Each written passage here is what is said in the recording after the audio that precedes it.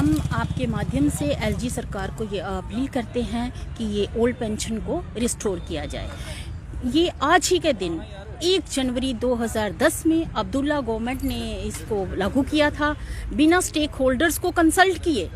उस समय कहा जाता था कि जम्मू कश्मीर जो एक स्टेट थी, ये बाहर से किसी को मानती नहीं थी, तो तब इसने स्टेक होल्डर्स को कंसल्ट किए बिना ये जो था एनपीएस को लागू किया।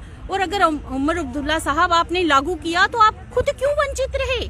आपने खुद पे इसको लागू नहीं किया। It means there is a conspiracy. दूसरी बात मैं आपको बता देती हूँ कि एम्प्लॉयज जो हैं हार्ड वर्क करते हैं, मेहनती कौम होती है। आप इसको सट्टा बाजार में नहीं डाल सकते। इन्होंने कभी जिंदगी में सट्टा नहीं खेला और आप इनकी 60% जो सैलरी है वो सट्टे में डाल रहे हो। सट्टा हम नहीं खेलेंगे। हमें जो हमारा हक है, जैसे हमारा 2009 का साथी लास्ट पेंशन के लास्ट जो सैलरी है उसके अकॉर्डिंग पेंशन लेता है, उसी तरह से 10 का भी पेंशन लेगा।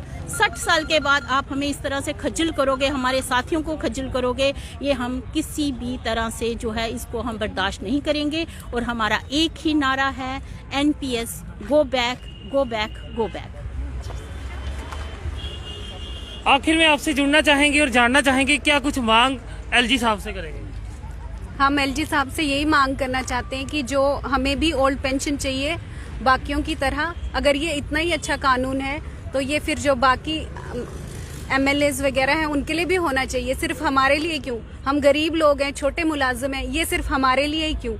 और हम ये नहीं चाहते हैं। हम चाहते हैं कि जो 2010 में जो हमें जैसे पहले सबको था वैसे ही हमारे साथ होना चाहिए, ताकि क्योंकि जब देखो 60 ईयर्स पे ना ही तो लोगों को हिम्मत है कि हम लोग कोई काम कर सकें और फिर से अपने लिए पैसों का कोई सोर्स कर सकें। इसलिए हम चाहते हैं हमें, अगर हमने एक इज्जत वाली जिंदगी पहले जी है तो बाद में भी हमें वही मिले। हमें किसी से नहीं मांगना है 60 ईयर्स के बाद, हमें खुद जो है पेंशन मिले और हम।